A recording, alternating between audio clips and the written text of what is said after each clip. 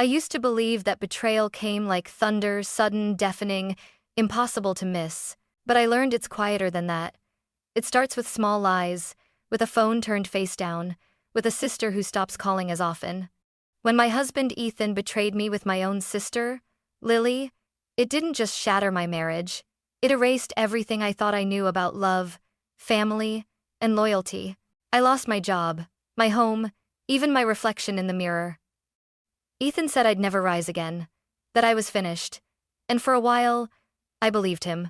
Until the night I dropped my phone charger and saw something hidden beneath the motel bed, a dusty brown suitcase with my name on the tag. Inside was $90,000 in cash, a plane ticket, and a note in my late aunt's handwriting. This is just travel money. The real fortune is waiting at this address. Before everything collapsed, my life looked painfully ordinary, the kind of life you assume will stretch on forever just because it feels predictable.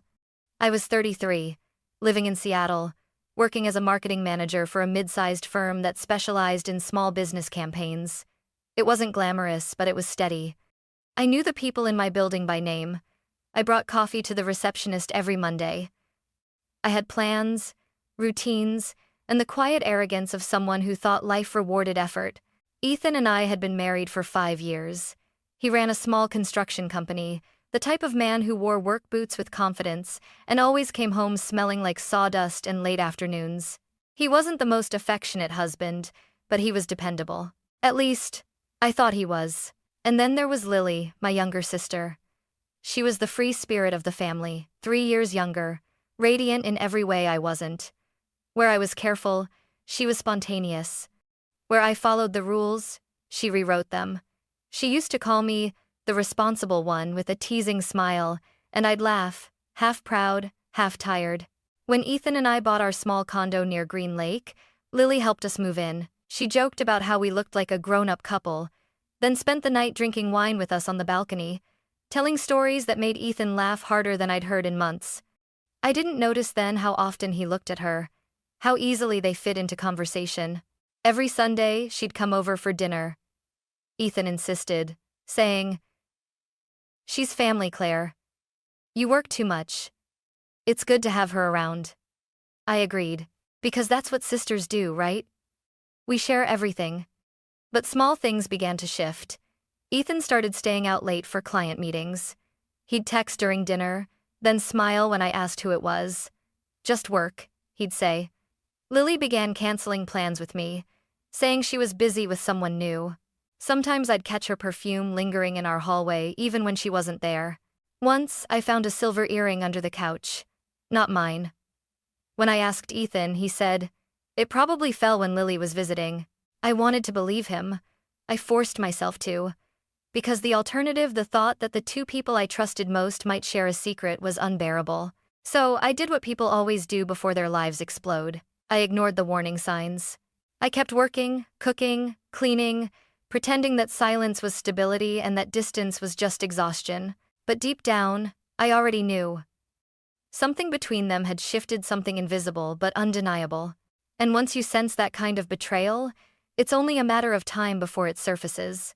It happened on a Thursday, gray sky, drizzle on the windshield, the kind of afternoon that smelled like cold coffee and exhaustion. I'd left work early after my boss said, "You seem distracted lately, Claire. Go home, get some rest." Rest. That word would mock me later. When I turned into our driveway, I froze. Lily's white Mazda was parked next to Ethan's truck. My stomach twisted. She was supposed to be at her apartment across town. I told myself a story, maybe she'd stopped by to drop something off. Maybe Ethan was helping her with car trouble. But when I reached the door, it was unlocked. Inside, the air felt heavy, warm, lived in. A half-drunk glass of wine sat on the counter, 2 plates on the table. "Ethan?" I called out, voice tight. "Lily?" No answer.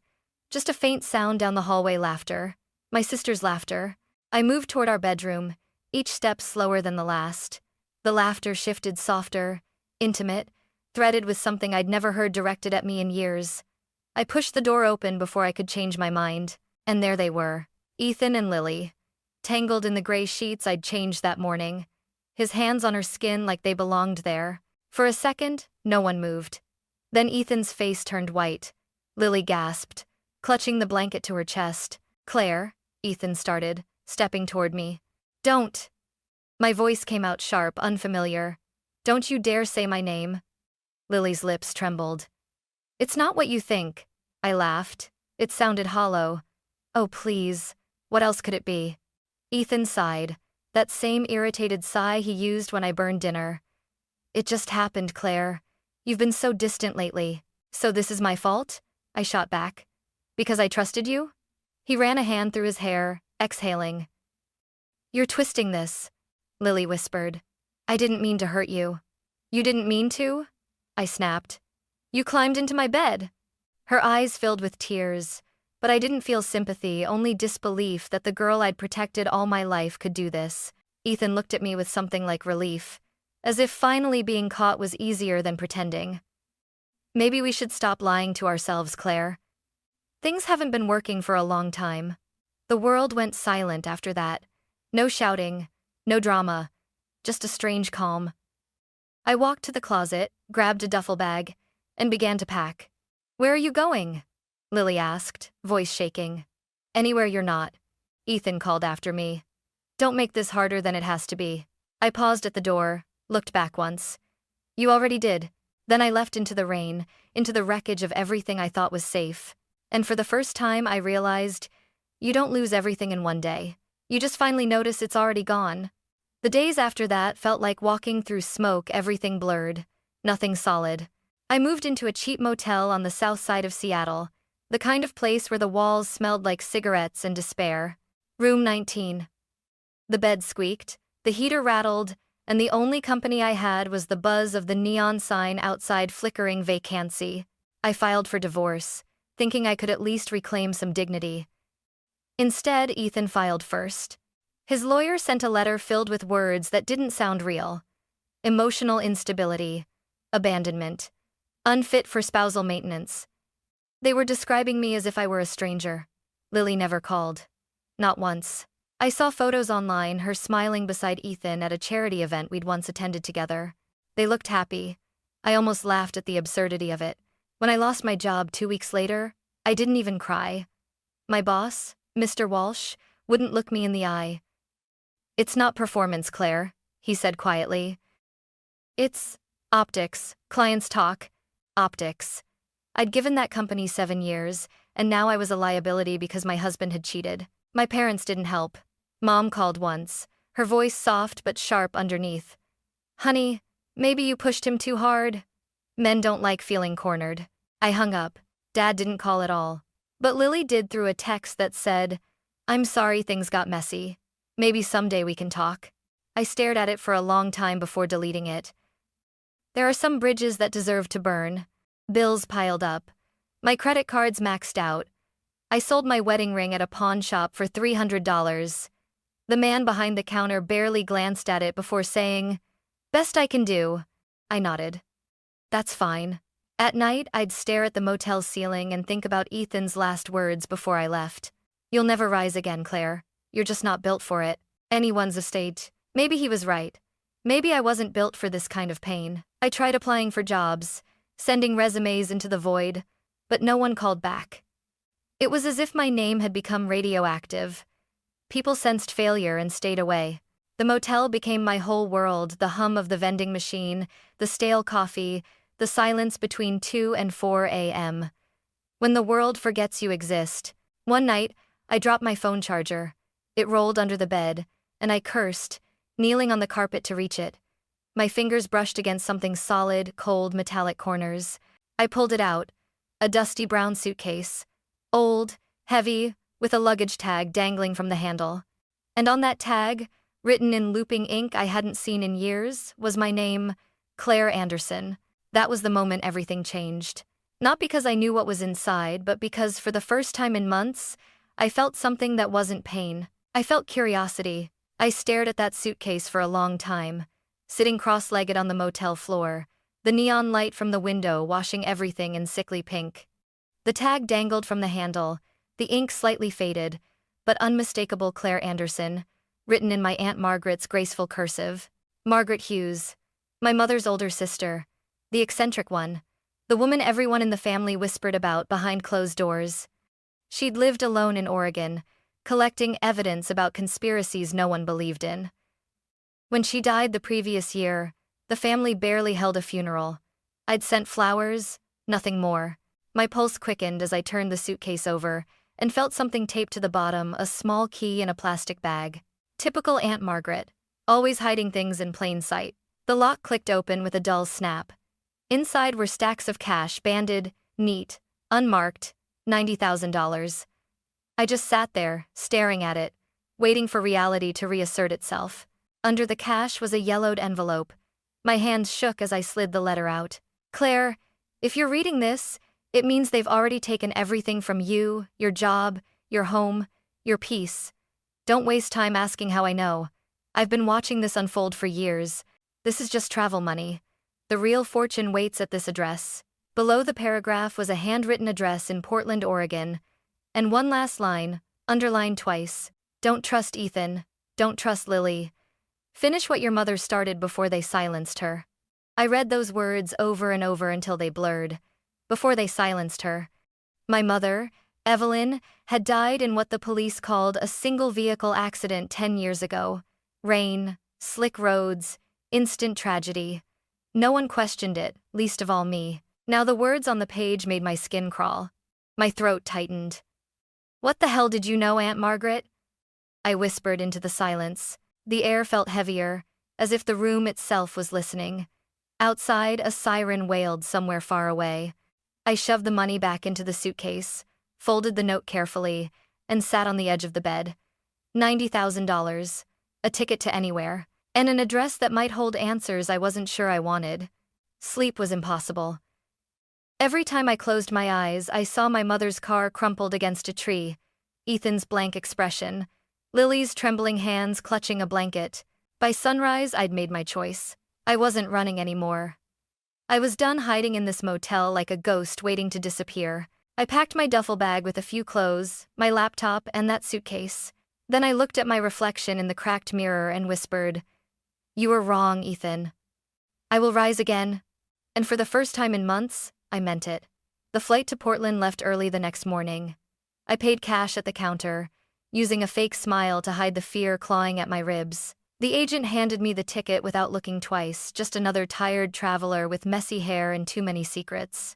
As the plane lifted off, I pressed my forehead against the window and watched Seattle shrink into a blur of gray clouds. I wasn't running away this time. I was following a trail. My aunt had left a message from the grave, and I was going to find out what she meant, even if I didn't like the answer. The rain greeted me as soon as I landed. Portland was colder, quieter, the kind of place that felt haunted by its own weather. I rented a small silver sedan with some of the cash and punched the address from the letter into the GPS. The drive took me 30 minutes, long enough for doubt to creep in. What if I was chasing a ghost? What if grief had finally pushed me over the edge, just like Ethan said it would? The voice on the GPS interrupted my thoughts. You have arrived at your destination. The house sat at the end of a narrow road near Lake Oswego, small, single-story, hidden behind an overgrown hedge. The yard was a jungle of weeds and wildflowers. The mailbox still read M. Hughes. My hands trembled as I unlocked the front door with the key from the suitcase. The door creaked open into a wall of dust and silence. Inside, it looked like time had stopped. Books and folders were stacked in impossible towers. Filing cabinets lined the living room. The coffee table was buried under notes, photographs, and newspaper clippings. It wasn't clutter, it was organized chaos. Every folder was labeled in my aunt's perfect handwriting. Meridian Pharmaceuticals, internal reports, trial data. Evelyn Anderson, my breath caught. Evelyn Anderson, my mother. I sank to my knees beside one of the boxes and pulled out a thick folder. Inside were printed emails, company memos, financial spreadsheets. None of it made sense yet, but every page felt dangerous, the kind of evidence people don't collect unless they're afraid of dying for it. On the old wooden desk sat a laptop, closed but still plugged in. Beside it, an envelope labeled, "For Claire only." My hands shook as I tore it open. Inside was a USB drive and a short note in Margaret's handwriting. "Play this. Trust only the truth." I swallowed hard. My reflection in the dark laptop screen looked like someone else, someone who had already lost too much to turn back. When the video began to play, I saw her face older, thinner, but unmistakably my aunt's. "Claire," she said softly, "if you're watching this, it means I'm gone. And it means the danger hasn't ended." I leaned closer, my heart pounding. That was the moment I realized I hadn't just inherited money. I'd inherited a war. My aunt's voice filled the quiet house, trembling but steady enough to freeze my blood. "Claire, you've been lied to your entire life. Your mother didn't die in an accident." She was silenced. "Meridian Pharmaceuticals covered up drug trial deaths, and your mother found out. She gathered evidence and confided in me. I tried to protect her, but they got to her first." My heart hammered so hard it hurt. "No," I whispered at the screen. "She fell asleep at the wheel." That's what they said. Margaret's tone sharpened. "They made it look that way. They've done it before. Your mother's death report was falsified. I have the originals. And Claire, the man you married, he was part of it." I froze. "Ethan's real name is Ethan Cole. He was hired years ago by Meridian to monitor you and your mother's correspondence. He didn't meet you by chance, sweetheart. He was placed in your life. And Lily, she was groomed to keep you compliant after Evelyn's death." The room tilted. I grabbed the edge of the desk to steady myself. "No," I said, shaking my head. "Ethan wouldn't, Lily wouldn't." Then the video changed. My aunt's tired face faded into a screen of files she'd compiled, folders, opening one after another. Recordings, financial logs, employee notes. I clicked on the first audio file. Static, then a voice I knew better than my own. "Ethan, she's starting to suspect. Claire keeps asking questions about her mother's crash. We can't hold this much longer." A second voice, male, colder, older. "You know what happens if she digs too deep. Keep her distracted. That's what the sister's for." "Ethan, Lily's already in. She's close to her. I'll make sure she steers her away." The sound of their voices ripped through me like glass. My knees buckled. I sank to the floor, covering my mouth to stop the scream clawing its way out. I played another recording, this one labeled, "Boardroom, Meridian HQ, Classified. Evelyn Anderson won't back down," the older man said. "Richard Moss, Meridian's CEO. If she goes to the FDA, we lose billions. Ethan, she's smart but sentimental. She's trying to protect her daughter. If we control Claire, we control Evelyn." Then, the older voice. "And if she won't be controlled?" A pause. Then, casually, "Accidents happen." My whole body went cold. Ethan had sat at my dinner table, kissed me goodnight, whispered "I love you" while planning the murder of my mother. My breath came in shallow bursts. "You killed her," I whispered to the empty room. "You used me." I played one last file, labeled, "Lily, internal line 12. Lily. She's breaking down. If she loses the job, she'll stop fighting." That's what Ethan said. "She's too proud to survive without stability." Unknown voice. "Good. The weaker she gets, the quieter she'll stay." That was it. My sister, my own blood, had helped destroy me. The betrayal burned hotter than grief. I wanted to throw the laptop, scream until my voice broke, but I didn't. I forced myself to listen until the end. Margaret's video reappeared. "Claire, by now you've seen enough to know what they did. I've hidden everything, the documents, the recordings, even your mother's original research. And I've built a trust fund in your name. Stocks, property, resources. It's yours, but it's more than money. It's a weapon. If you want peace, take the cash and disappear. But if you want justice, use it." She paused, coughing, blood staining a tissue she tried to hide from the camera. "Agent Maria Torres at the Portland FBI office. She's the only one you can trust. Tell her, Project Solace. She'll understand." Her eyes softened for a moment. "Evelyn loved you, Claire. She died trying to protect you. Don't let them bury her truth." The screen went black. I sat there in the half-dark, shaking, my chest tight with too many emotions to name: grief, fury, disbelief. I remembered Ethan's words the night I caught him with Lily. Maybe it was already ruined. No, it wasn't ruined, it was designed to be. From the start. A sob tore from my throat. I pressed my fists to my eyes until the tears stopped. Then, for the first time in months, I stood up straighter. I wasn't the broken woman they'd left behind in that motel room anymore. I picked up the phone and dialed the number Margaret had left. FBI Portland Field Office, a woman's voice said. This is Claire Anderson, I said, my voice trembling but clear. I have information about Project Solace and the murder of Evelyn Anderson. There was a pause, then a sharp intake of breath. Where are you right now? At my aunt's house. Don't move, she said quickly. Don't talk to anyone. I'm coming to you. As I ended the call, the last of my fear bled away, replaced by something sharper, colder purpose. They thought they'd destroyed me, but they'd only given me something stronger than vengeance. A reason to fight. Agent Maria Torres arrived 40 minutes later, a woman in her mid-40s with tired eyes, hair tied back in a no-nonsense ponytail, and the kind of calm that only comes from seeing too much. She flashed her badge, but it was her expression that struck me most. A mixture of skepticism and hope. Claire Anderson? She asked. I nodded. You're Torres? She stepped past me into the house, scanning the stacks of folders and boxes. If this is what I think it is, she murmured. Your aunt was sitting on evidence worth a dozen indictments. I led her to the hidden crawl space beneath the floor, where Margaret had stored the most sensitive files. Maria crouched, shining her flashlight over the labeled drawers. Meridian Board Communications, Trial Manipulations, Evelyn Anderson, Confidential. Her brows furrowed. She cataloged everything. She was called paranoid, I said quietly. Turns out she was just prepared. For hours we worked side by side, logging every recording, every document, every photograph. Maria's professional detachment slowly cracked into awe. This isn't just negligence, she said. It's conspiracy, financial fraud, bribery, homicide. Claire, this could take down half the pharmaceutical board. By the next morning, federal vans surrounded the property. Agents and windbreakers moved in and out, carrying boxes sealed with evidence tape. Maria never left my side. When I faltered, she handed me coffee and said, You did the right thing. Your aunt would be proud. Within a week, the headlines hit. FBI launches federal investigation into Meridian Pharmaceuticals. CEO Richard Moss under fire for fraud and data manipulation. And beneath the fold, 2 civilians connected to internal whistleblower case identified as Ethan Cole and Lily Anderson. Seeing their names in print was surreal.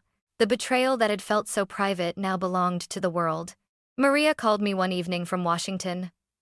We got them, she said simply. Ethan had been arrested at his new office in Seattle. The agents found encrypted payments from Meridian deposited into offshore accounts, proof he'd been on their payroll since before he met me. Lily was picked up 2 days later in San Diego, where she'd gone to start over. She broke down the moment they showed her the recordings. But justice wasn't a single headline. It was a slow grind. For weeks, Maria and the prosecutors interviewed me, piecing together the story from my mother's death to Ethan's marriage contract. Every document Margaret had collected became a brick in a wall that finally held. Then came the trials. Richard Moss faced 17 federal charges: fraud, conspiracy, obstruction of justice, and accessory to murder. I sat in the back of the courtroom, invisible among reporters, as recordings played of his calm voice ordering permanent solutions. He didn't look at me once, but I watched him flinch when the jury foreman said, guilty. 23 years in federal prison. Ethan's trial came next. I thought I'd feel satisfaction seeing him in handcuffs, but when he turned and our eyes met, all I felt was exhaustion. He still looked so sure of himself, as if charm could save him. His lawyer argued he'd been manipulated by people far above his pay grade. The prosecutor played the tape of his voice, calmly discussing my mother's murder. The jury took less than 4 hours. Guilty on all counts. 15 years. Lily avoided a full trial by testifying against Meridian's board. She received 8 years. Her lawyer said she'd been young and impressionable. I didn't attend her sentencing. When it was all over, Maria met me outside the courthouse. The air smelled like wet asphalt and new beginnings. You did it, she said. I shook my head. We did it. My aunt did it. She smiled faintly. Your family tore down an empire. Weeks later, I received an official letter from the federal courts. Case re: Evelyn Anderson, wrongful death, resolved. Meridian was ordered to pay $12 million in damages, money I didn't want but couldn't refuse. I donated it to medical whistleblower protection funds in my mother's name. Maria called one last time. The trust your aunt mentioned, it's real. $14 million. She made sure you'd never have to depend on anyone again. 14 million. I sat in stunned silence. But what stayed with me wasn't the money. It was Margaret's faith that truth still mattered, that even when the world buried it, someone could dig it back up. For the first time in years, I slept through the night without dreams of falling. Justice had arrived not as vengeance, but as balance restored. Months passed after the verdicts, but justice didn't feel like a victory parade. It was quieter, like the air after a storm, when the wreckage is finally still. Meridian's empire crumbled. Their stock collapsed overnight. News anchors called it the most significant corporate takedown in 2 decades. I spent those months in Portland, away from the noise. Maria helped me find a small apartment overlooking the Willamette River. It wasn't fancy, 1-bedroom, creaky floors, sunlight that warmed the curtains each morning, but it was mine. For the first time in years, I felt peace in the quiet. One afternoon, Maria stopped by holding a thin envelope. "You should open this," she said with a rare smile. Inside was a letter from the trust office Margaret had established. "Dear Miss Anderson, pursuant to the terms of the Hughes Trust, you are the sole beneficiary of stock portfolios, real estate assets, and patents related to pharmaceutical reform. Current valuation, $14.2 million. 14 million. My hands trembled, not from greed but disbelief. Aunt Margaret hadn't just left me money, she'd left me a foundation for a new life, a way to keep fighting for what my mother died protecting. I didn't buy mansions or sports cars. I used a portion of the trust to start the Evelyn Project, a nonprofit supporting whistleblowers, single mothers, and victims of corporate retaliation.